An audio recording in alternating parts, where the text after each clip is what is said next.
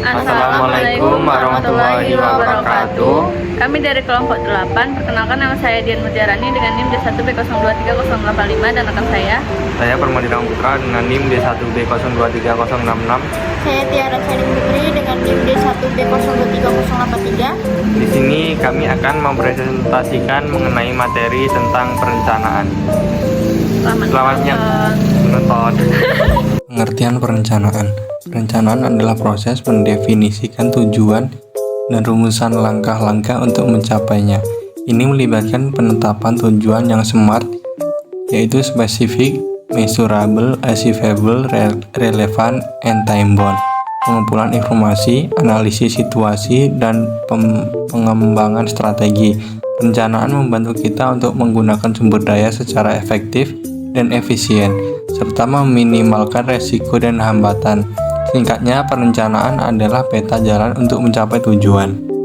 Selanjutnya yaitu ada jenis-jenis perencanaan. Ada beberapa perencanaan. Yang pertama yaitu berdasarkan ruang lingkup.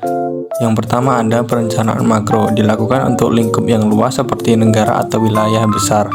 Yang kedua yaitu perencanaan meso, dilakukan untuk lingkup yang lebih kecil seperti industri atau sektor tertentu. Yang ketiga yaitu perencanaan mikro, dilakukan untuk lingkup yang paling kecil seperti organisasi atau perusahaan, mencakup kegiatan operasional. Yang B yaitu berdasarkan tingkatan. Yang pertama perencanaan strategis, dilakukan oleh top manajemen untuk menentukan arah dan tujuan organisasi dalam jangka panjang. Yang kedua yaitu perencanaan taktis, dilakukan oleh middle management untuk menerjemahkan strategi menjadi program dan proyek yang lebih spesifik. Yang ketiga yaitu perencanaan operasional, dilakukan oleh lower management untuk menjabarkan program dan proyek ke dalam kegiatan operasional sehari-hari. Yang C yaitu berdasarkan jangka waktu. Yang pertama ada perencanaan jangka panjang, dilakukan untuk periode waktu yang lama, biasanya lebih dari 5 tahun. Yang kedua yaitu perencanaan jangka menengah, dilakukan untuk periode waktu yang sedang, biasanya 3-5 tahun. Yang ketiga yaitu perencanaan jangka pendek, dilakukan untuk periode waktu yang singkat, biasanya kurang dari 1 tahun. Yang selanjutnya yaitu tujuan perencanaan. Yang pertama, memberikan arah yang jelas. Perencanaan membantu organisasi untuk menentukan tujuan dan arah yang ingin dicapai. Yang kedua yaitu mengurangi ketidakpastian. Perencanaan membantu organisasi untuk mengidentifikasi dan mengantisipasi risiko dan hambatan yang mungkin terjadi di masa depan. Yang ketiga yaitu meningkatkan efisiensi dan efektivitas. Perencanaan membantu organisasi untuk menggunakan sumber daya yang dimilikinya secara lebih efisien dan efektif. Yang keempat yaitu meningkatkan motivasi dan semangat kerja. Perencanaan yang baik dapat membantu meningkatkan motivasi dan semangat kerja karyawan. Yang kelima yaitu membantu dalam pengambilan keputusan. Perencanaan membantu organisasi untuk mengambil keputusan yang lebih baik dengan menyediakan informasi yang jelas. Yang selanjutnya yaitu sifat-sifat perencanaan. Yang pertama memiliki tujuan. Perencanaan harus memiliki tujuan yang jelas dan terukur. Tujuan ini harus SMART. Yang kedua yaitu bersifat komprehensif. Perencanaan harus mempertimbangkan semua aspek yang relevan dan tujuan yang ingin dicapai. Yang ketiga yaitu bersifat fleksibel. Perencanaan harus dapat beradaptasi dengan perubahan yang terjadi di lingkungan internal dan eksternal organisasi. Yang keempat, terintegrasi. Perencanaan harus terintegrasi dengan semua bagian organisasi dan dengan perencanaan organisasi lain yang terkait. Yang kelima yaitu berkelanjutan. Perencanaan harus dilakukan secara berkelanjutan dan diperbarui secara berkala untuk memastikan bahwa organisasi tetap berada di jalur yang tepat untuk mencapai tujuannya. Langkah-langkah perencanaan. Yang pertama, menetapkan tujuan yang ingin dicapai. Tujuan ini harus SMART, specific, measurable, achievable, relevant, and time-bound. Yang kedua, mengidentifikasi situasi saat ini. Yang ketiga, merumuskan strategi berdasarkan tujuan dan situasi saat ini.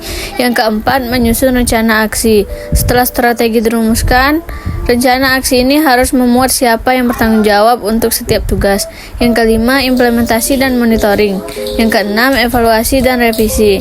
Mengevaluasi hasil perencanaan dan merevisinya jika diperlukan. Manfaat perencanaan. Yang pertama, memberikan arahan yang jelas, mengurangi ketidakpastian, meningkatkan efisiensi dan efektivitas, meningkatkan motivasi dan semangat kerja, membantu dalam pengambilan keputusan, meningkatkan koordinasi dan komunikasi, meningkatkan kemampuan adaptasi, dan meningkatkan akuntabilitas dan transparansi. Selanjutnya, kelemahan perencanaan. Perencanaan memiliki beberapa kelemahan, antara lain yang pertama, membutuhkan waktu dan sumber daya. Proses perencanaan membutuhkan waktu dan sumber daya seperti tenaga, uang, dan peralatan. Kedua, penghambatan kreativitas dan informasi. Perencanaan yang terlalu kaku dapat menghambat kreativitas dan inovasi. Ketiga, sulit mengantisipasi perubahan perencanaan yang dibuat pada waktu tertentu mungkin tidak relevan lagi di masa depan karena perubahan yang terjadi di lingkungan internal dan eksternal organisasi. 4. Memicu birokrasi. Proses perencanaan yang rumit dapat memicu birokrasi dan memperlambat proses pengambilan keputusan. Keterbatasan perencanaan manajemen dan manajer. Yang pertama, keterbatasan prediksi. Masa depan selalu penuh dengan ketidakpastian dan perencanaan tidak pasti secara akurat. Memprediksi semua kemungkinan yang akan terjadi. Hal ini dapat menyebabkan rencana menjadi tidak relevan dan perlu diubah frequently. Kedua, keterbatasan informasi. Perencanaan seringkali didasarkan oleh informasi yang tidak lengkap atau tidak akurat. Hal ini dapat menyebabkan rencana menjadi tidak efektif dan bahkan berbahaya. Ketiga, keterbatasan sumber daya. Organisasi memiliki sumber daya yang terbatas dan perencanaan harus mempertimbangkan hal ini. Perencanaan yang tidak realistis atau terlalu ambisius dapat menyebabkan kekecewaan dan frustasi. Keempat, keterbatasan waktu. Proses perencanaan membutuhkan waktu, dan manajer seringkali memiliki banyak tugas lain yang harus mereka selesaikan. Hal ini dapat menyebabkan perencanaan menjadi terburu-buru dan tidak teliti. Kelima, keterbatasan motivasi. Tidak semua orang dapat organisasi akan termotivasi untuk mencapai tujuan yang ditetapkan dalam rencana. Hal ini dapat menyebabkan resistensi dan sabotase. Tingkatan atau piramida kekuasaan dalam manajemen.